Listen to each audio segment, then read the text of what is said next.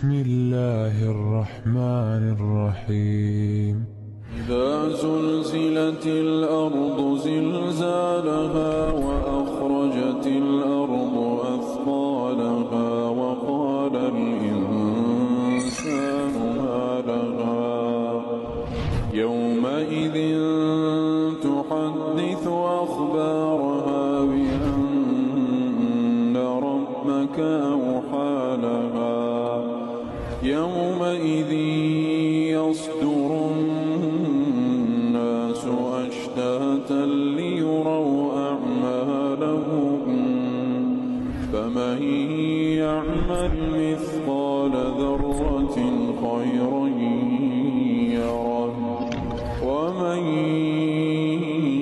يعمل مثقال ذرة شرا يره. Oğlum var. Ay oğlum var ya. 17 ay önce babası gitti. Şimdi de oğlumu verdirtmeyin bana ne olursunuz. Enkaz altında mı? Evet.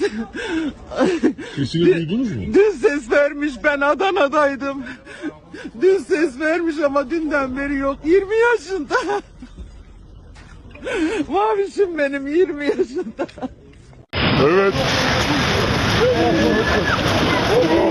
Allah! Allahu Ekber!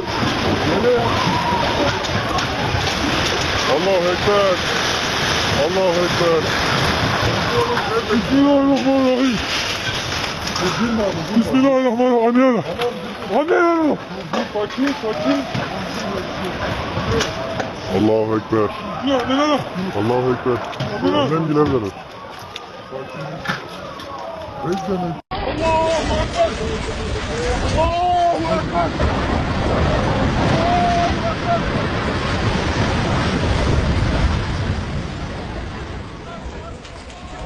Allahu Ekber! Allahu Ekber! Bismillah.